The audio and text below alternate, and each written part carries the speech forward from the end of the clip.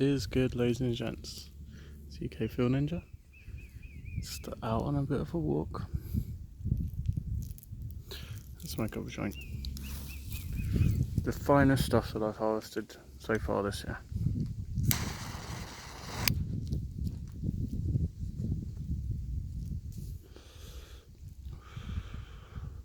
And this is Gen 3. And this is crossed, sorry, not crossed, this is mixed with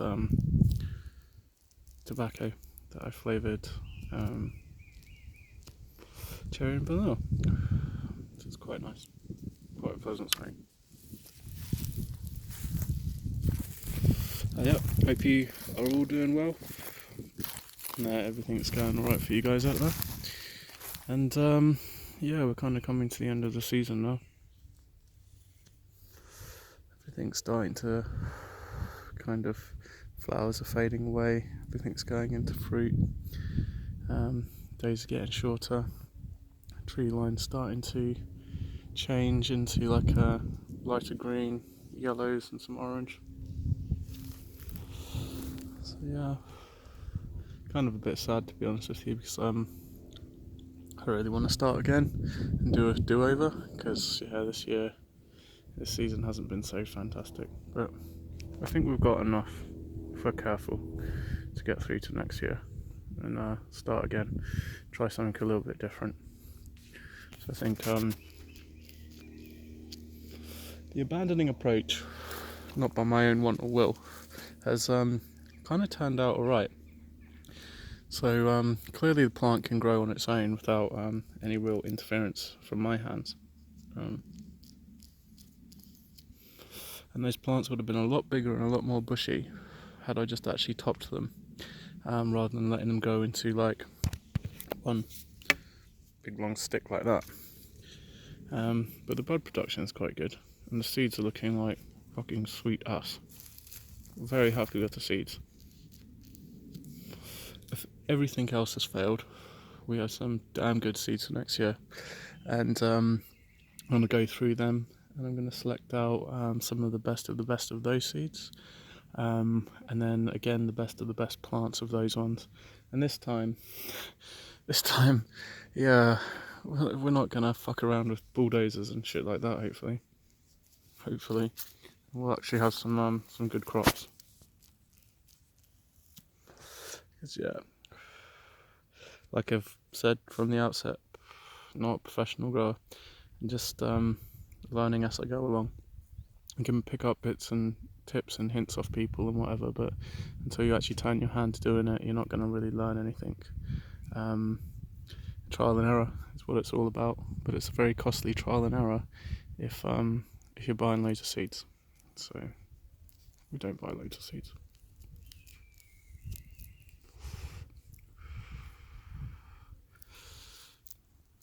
I don't know if you can see.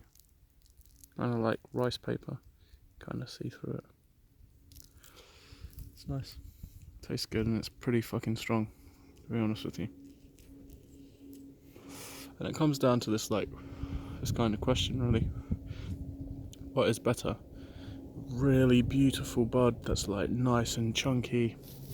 It's all perfectly trimmed up and looks delicious, and you smoke it and it tastes absolutely fucking fantastic, like the nicest thing you've ever smoked. But the high is like fleeting and just disappears. Or would you prefer a rawer bud, which is like not as pretty to look at, but when you get stoned and you smoke it, it's good times. So we're going for the latter. Obviously the perfection would be a beautiful bud that has a really good high, but yeah, we don't have any of that just yet, because we're still fucking learning how to do it. And it does appear like the rejects are going to be the ones that pull it off, will get me through to next season, which is an irony in its own right. The worst has come through, and the best has kind of faded away. So I'm sure there's a lesson in there somewhere. There's a red kite circling up and around there because it dropped something just down in there, or like a rabbit or something like that. So like, eat dead shit. I don't know whether it's stupid and it doesn't know where it dropped it. It's doing something else. It's a majestic bird. It's doing what it does. Let's zoom in on it. Where's it gone?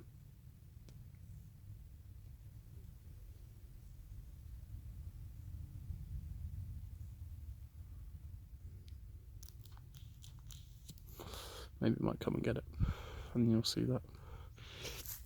But yeah, so carry on till next season. I don't know what I'm going to do with those 2 plants that are left out there in those pots, really. Probably just leave them. Just let them grow. They've been topped once. If they survive, they survive. If they get eaten by deer, they get eaten by deer. But it's kind of a bit of a write-off for the outdoor stuff, to be honest with you.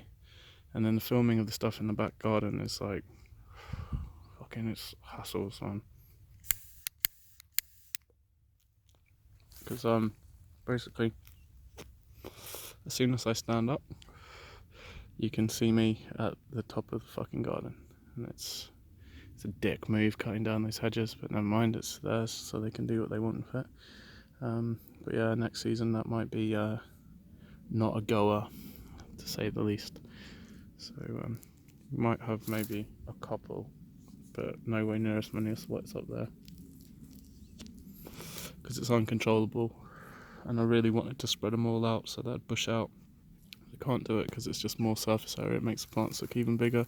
It looks like I'm growing an entire fucking field of it when actually it's only a couple of plants. Well, a few plants. So yeah, man. Next season, what will it bring? But at least I haven't lost that garden when they drove the fucking bulldozers through it. At least that's not completely done. There's still patches up there that I can grow it in, where it won't be disturbed by any shit that happens. Unless, of course, they go and fucking cut all that shit down too, which, you know, is what it is at the end of the day. But I got that big patch where the pots are and where the primary garden was, but it will be back again. And yeah, I've got all that area up in there to grow in, so even if they did find some of it, they probably wouldn't find all of it, because I'd have to go through quite a considerable amount of shit. So I can kind of minimise that by going in when I water and only doing it maybe a couple of times in the season. Just dose them up with maxi crop and yeah, some of my my fucking filthy juice that's made from like the fresh shoots from next season. So I'll go and pick all stinging nettles and all that shit and add it to the cauldron of fucking doom. It's nasty when I pop the lid of that thing, but the plants love it.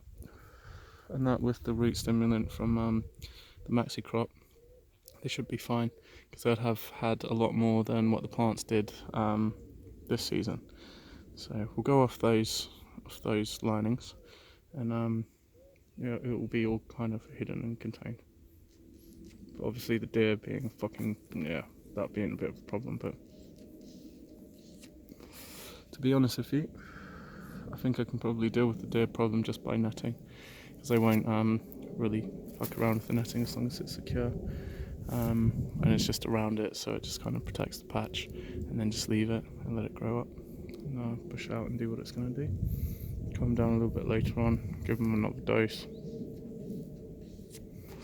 top them all, see if there's any males in there, pull the males, and yeah, just work from that. See how it goes. See if that's a worthy way of gardening.